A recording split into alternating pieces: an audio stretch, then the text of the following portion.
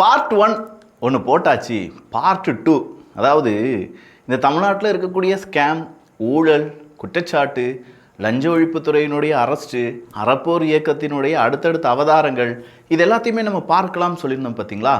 அதில் அடுத்த பார்ட்டு தான் ஏவா வேலு அவர்களை நேற்று லஞ்ச ஒழிப்புத்துறை, நேற்று முந்தானத்தில் நீங்கள் இந்த செய்தியை பார்த்துருப்பீங்களே, 40 லட்சம் ரூபாய் கட்டுக்கட்டாக அவருடைய வீட்டிலேருந்து எடுக்கப்பட்டுச்சு அப்படின்னு சொன்னாங்க. நிறைய நியூஸ் மீடியா அதை டெலிகாஸ்ட் பண்ணாங்க. 40 லட்சம் ரூபாயா, 40 ரூபா கூட என் வீட்டிலேருந்து எடுத்துகிட்டு போலங்க அப்படின்னு சொல்லி ஏவா வேலு அவர்கள் சொன்னார். ஏவா வேலு அவர்கள் தங்கமான மனுஷனாச்சேப்பா, அவருக்கு எதிராக எப்படிப்பா லஞ்ச ஒழிப்புத்துறை இந்த மாதிரி சோதனையெல்லாம் செய்கிறாங்க? அறப்போர் இயக்கம் என்னையா இது, ஏவா வேலு அவர்களையும் விட்டு வைக்கலையா? அப்படி என்ன நடந்துச்சு? நெடுஞ்சாலைத்துறை அமைச்சராக இருந்தது ஒரு தப்பாயா? அப்படி ஒரு தப்பை செஞ்சுருந்தாங்கன்னா மக்களுக்கு அது தெரியணுமா வேண்டாமா? நிறைய மக்களுக்கு என்ன நடந்துச்சு அப்படிங்கிறதே தெரியலை. இது அறப்போர் ப்ளஸ் தமிழ் பொக்கிஷம் அப்படிங்கிற பிளேலிஸ்டில் 2வது காணொளி பார்ட் 2. அன்பு தமிழ் நெஞ்சங்களுக்கு தமிழ் பொக்கிஷத்தின் வணக்கங்கள்.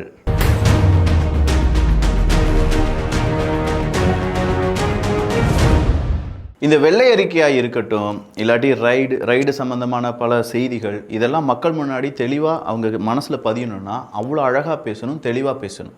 இதே மாதிரி தான் நம்முடைய வாழ்க்கையில், நம்முடைய கெரியரில் நாம் என்ன நினைக்கணும் அப்படிங்கிறத மேனேஜ்மெண்ட்டையோ இல்லாட்டி கிளைண்ட்டையோ பேசி புரிய வைக்கிறதுக்கு தரமான ஆங்கிலம் அப்படிங்கிறத நம்ம பேசணும். அப்படிப்பட்ட ஆங்கிலம் சரியாக வரல, அதை நான் படிக்கணும்னு நினைக்கிறேன் அப்படின்னு யாராவது நினச்சிங்கன்னா உங்களுக்கு இந்த கோர்ஸ் ரொம்பவே உதவியாக இருக்கும். என்ன இதில் ஃபிக்ஸ்டு டைமிங் அப்படிங்கிறதுலாம் கிடையாது. உங்கள் கம்ஃபர்ட் ஜோனில் நீங்கள் எப்போ ஃப்ரீயாக இருக்கீங்களோ அப்போ உங்களுக்கு உதவி செய்வதற்கு 24 மணி நேரமும் ஏஐ டீச்சர் ஒருத்தவங்க இருப்பாங்க. நீங்கள் பேசி பழகும்போது நீங்கள் ஏற்படுத்தக்கூடிய தப்பை உடனடியாக சரி செஞ்சு, அதுவும் தமிழ் வழியாகவே சரி செஞ்சு அதை எப்படி கரெக்ட் பண்ணணும் அப்படின்னு சொல்லி கொடுத்துரும். அது மட்டும் இல்லாமல் அன்லிமிட்டடாக இங்கிலீஷில் பேசி கற்றுக்கலாம். 1000க்கும் அதிகமான ஸ்பீக்கிங் ஆக்டிவிட்டிஸ் அப்படிங்கிறத ப்ரொவைட் பண்ணுறாங்க. ஸ்டெப் பை ஸ்டெப்பாக இந்த ஆக்டிவிட்டிஸ் அப்படிங்கிறத நம்ம கம்ப்ளீட் பண்ணும்போது நம்முடைய இங்கிலீஷ் ஃப்ளூயன்சி அப்படிங்கிறதும் அதிகமாகும் என்பதும் குறிப்பிடத்தக்கது. முக்கியமாக இதில் ஒரு குரூப் அப்படிங்கிற கான்செப்ட்லாம் கிடையாது. ஸோ 10 பேருக்கு முன்னாடி ஆங்கிலம் பேசி அதில் தப்பாக நம்ம ஏதாவது பேசி அதில் நமக்கு மனஸ்தாபம் அது வர்றதுக்கான வாய்ப்பே கிடையாது. டெய்லி ஒரு 30 நிமிஷம் நீங்கள் இதில் அன்லிமிட்டடாக இங்கிலீஷ் பேசி ப்ராக்டிஸ் பண்ணும்போது உங்களுடைய இங்கிலீஷ் ஃப்ளூயன்சி அதிகரிக்கும் அப்படின்னு சொல்லி சூப்பர் நோவா கிளைம் பண்ணுறாங்க. ஸோ வெறுமனே வாட்ஸ்அப், யூடியூப், கூகுள், ஜெமினி இந்த மாதிரி இன்ஆக்டிவாக இங்கிலீஷை கற்றுக்கிறது அப்படிங்கிறத நிப்பாட்டிட்டு ஆக்டிவாக ப்ராக்டிக்கலாக பேசி ப்ராக்டிஸ் பண்ணுறதுக்கான சூப்பர் நோவா ஏஐ கோர்ஸுக்கான லிங்க் கீழே டெஸ்கிரிப்ஷனில் இருக்குது. அப் டு 75% வரை டிஸ்கவுண்ட் கிடைக்க வாய்ப்புகள் இருக்குது. வேணுங்கிறவங்க பயன்படுத்திக்கோங்க. பொதுப்பணித்துறை அப்படின்னு சொல்லி ஒரு இலாக்கா இருக்குது. பொதுப்பணித்துறை எவ்வளோ அழகான பெயர். பொதுவாக இருக்கக்கூடிய எல்லாருக்குமான ஒரு பணியை செய்யக்கூடிய துறை பொதுப்பணித்துறை. இதனுடைய அமைச்சராக இருக்கிறார் 2021 2026 வரை நம்ம ஏவா வேலு அண்ணன் அவர்கள். 40 லட்ச ரூபாலாம் எடுக்கலப்பா, இது அரசியல் பழிவாங்கல். நீங்கள் கூட பார்த்துருப்பீங்க, சட்டமன்றத்தில் நான் விஜய் அவர்களுக்கு எதிராக நிறைய கேள்விகளை கேட்டுட்டேன், உண்மையான கேள்விகள்லாம் கேட்டுட்டேன். அந்த கேள்விகளுக்கு பயந்து மிகப்பெரிய அளவில் அரசியல் பழிவாங்கலாகத்தான் நான் இதை பார்க்கிறேன் அப்படின்னு சொன்னார் ஏவா வேலு அவர்கள். ஏவா வேலு அவர்களுடைய வீட்டில் லஞ்ச ஒழிப்புத்துறை கிட்டத்தட்ட 13 இடங்கள்ல அந்த ரைடு நடந்துச்சு பார்த்துக்கோங்க. இந்த 13 இடங்களில் நடந்த ரைடில் ஏவா வேலு அவர்களுடைய வீட்டில் நடந்த ரைடு தான் ரொம்ப அல்டிமேட்டாக இருந்துச்சு. அங்கே நம்ம ராசா அவர்கள்லாம் வந்தார். வந்துட்டு சார் மே கமின், நான் முன்னாள் மினிஸ்டர் அப்படிலாம் சொல்லி அவர் கேட்குறதும், அங்கேருந்து இல்லை ஜாவோ அப்படின்னு சொன்னதும், மறுபடியும் லஞ்ச ஒழிப்புத்துறை அவங்கெல்லாம் சேர்ந்து அடுத்த கட்டமாக இவங்களை பார்க்க விட்டதும், அட்வொகேட் சரவணன் அவர்கள் உள்ளே போனதும் அப்படின்னு சொல்கிறதுலாம் பரபரப்பாக இருந்துச்சு. அதன் பிறகு இதெல்லாம் அரசியல் பழிவாங்கல், மிசாவையே பார்த்து வந்த கட்சி பண்ணாங்க, இதுக்கெல்லாம் பயந்துருமா பிஸ்கோத்து அப்படின்னு சொல்லிட்டு அவங்க சொன்னாங்க. அப்போ மக்களாகிய நமக்கு அதில் ஒரு பெரிய கன்ஃபியூஷன் இருக்குது. ஏவா வேலு அவர்கள் 2021 2026 வரையில் பொதுப்பணித்துறை அமைச்சராக இருந்திருக்காரு. இவருக்கு எதிராக என்னப்பா நிறைய ரோடு போட்டாங்க, ரோடு போடலை அப்படின்னு சொல்லக்கூடிய ஒரு வழக்கு இருக்குது. அதில் ஒரு 6-7 கோடி ரூபாய்க்கான ஏதோ ஒரு கொடுக்கல் வாங்கல். அதுக்கெல்லாமா லஞ்ச ஒழிப்புத்துறை பெருசாக கேஸை போடுவாங்க, அதுக்கெல்லாமா நிறைய பிரச்சனைகள் பண்ணுவாங்க, அதுக்கெல்லாமா அரெஸ்ட் பண்ணுவாங்க அப்படின்னு சொல்லி நீங்கள் கேள்விகள் கேட்டிங்கன்னா இங்கேருந்து இந்த டாபிக் திசை மாறுகிறது. CRIDP திட்டம் அப்படின்னு ஒன்று இருக்குது. அதாவது comprehensive road infrastructure development programme தான்.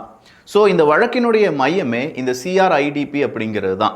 அப்போ ரோடு டெவலப்மெண்ட் இல்லாட்டி அதனுடைய பிளானிங், அதனுடைய எக்ஸிக்யூஷன், அதை என்ஹான்ஸ் பண்ணுறது, இது எல்லாத்தையுமே இந்த CRIDP ப்ரோக்ராம் வழியாக தான் செய்வாங்கன்னு வச்சுக்கோங்க. எந்த ரோட்டில் வேலை நடந்துச்சு அப்படிங்கிறத நான் சொல்லிடுறேன். ஏன்னா அந்த ரோடுகள் தான் இந்த கதைகளுக்கான கதாநாயகன்கள். முதல்ல Varanasi Kanyakumari road kilometre 281/296 to 283/2 வரை ரைடிங் குவாலிட்டி இம்ப்ரூவ்மெண்ட்.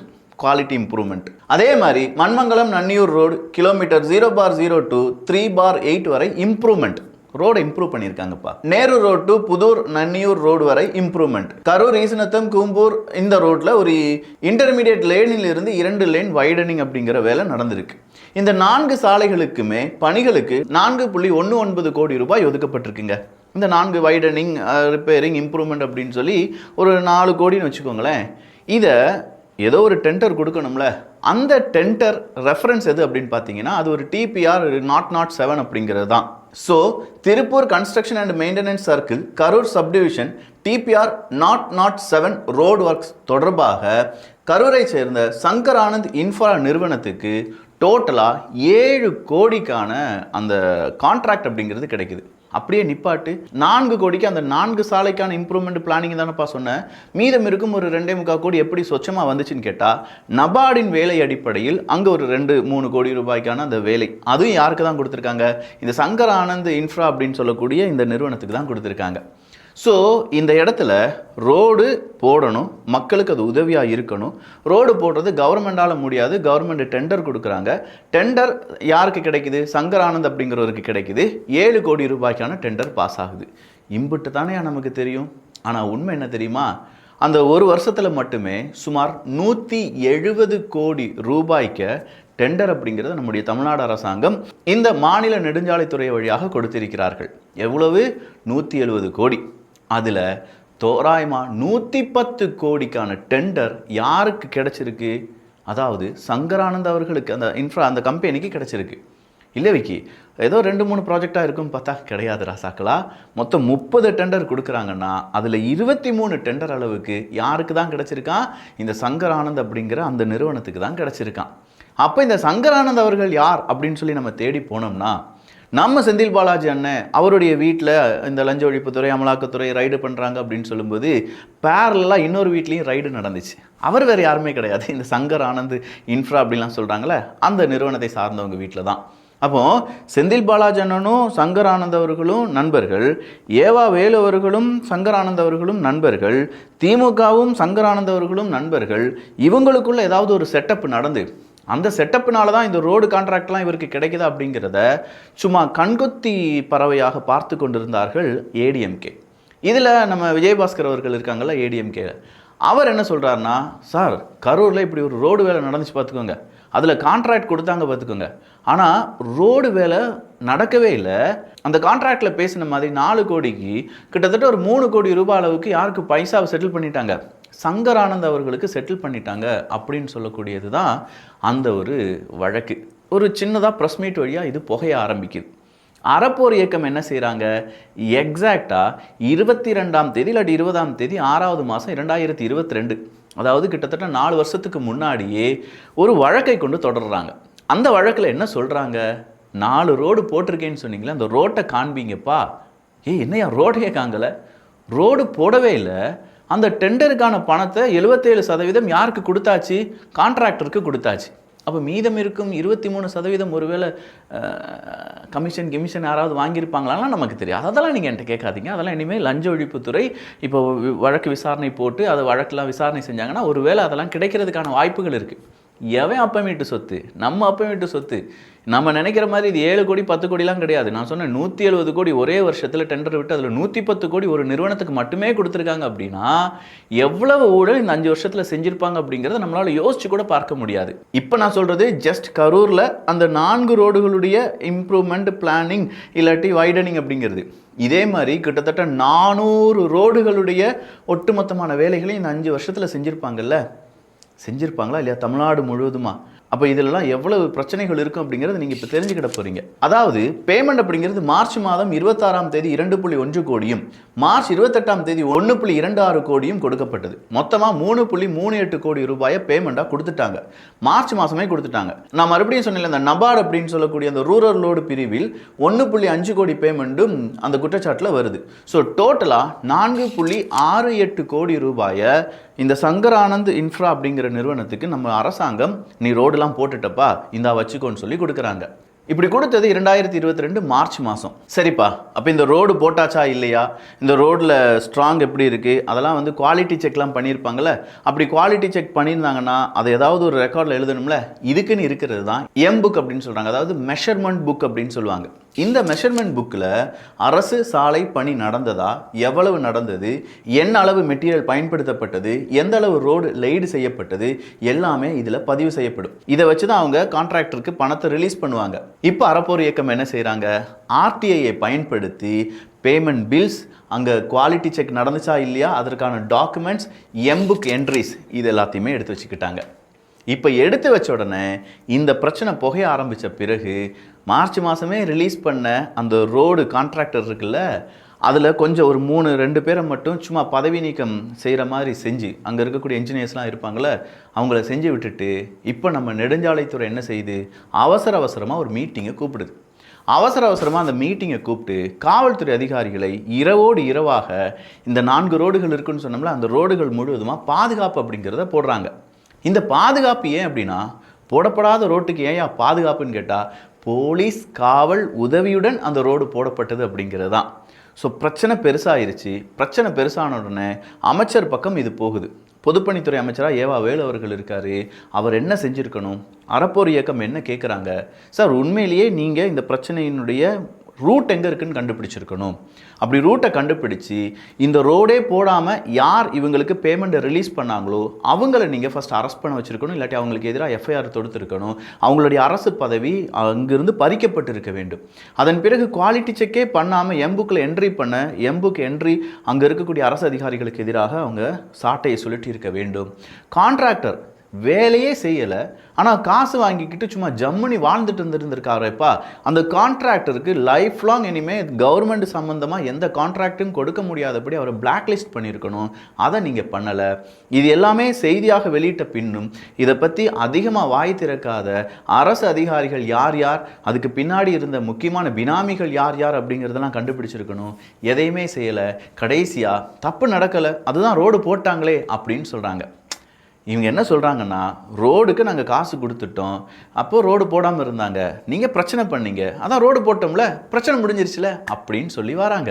ஸோ இந்த ரோடு விஷயத்தில் ரோடே போடாமல் நீங்கள் இப்படி ஊழல் செஞ்சுருக்கீங்களே, அதனால தான் உங்களுக்கு எதிராக ஊழல் தடுப்பு பிரிவு DVAC என்ன செய்கிறாங்க, ஒரு சோதனை அப்படிங்கிறத செய்கிறாங்க.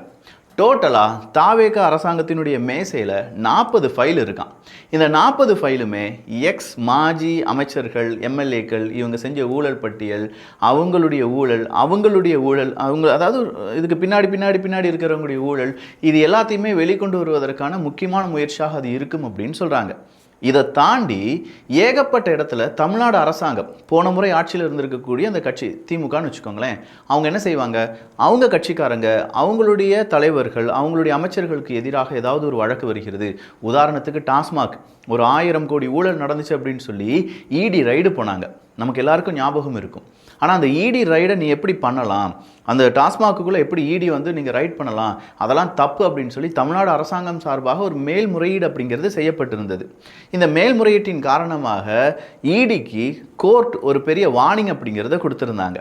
இப்போது தமிழ்நாடு அரசாங்கம் என்ன செய்ய போகிறாங்கன்னா, இல்லை நாங்கள், அதாவது தமிழ்நாடு அரசாங்கம் இப்போ இவங்க தானே, நாங்கள் என்னெல்லாம் மேல்முறையீடு செஞ்சுருந்தோமோ, அதில் எதெல்லாம் ஊழல் குற்றச்சாட்டாக இருந்ததோ அதை எல்லாத்தையுமே நாங்கள் ரத்து பண்ணுறதுக்கான முயற்சியில் ஈடுபட்டு இருக்கோம்.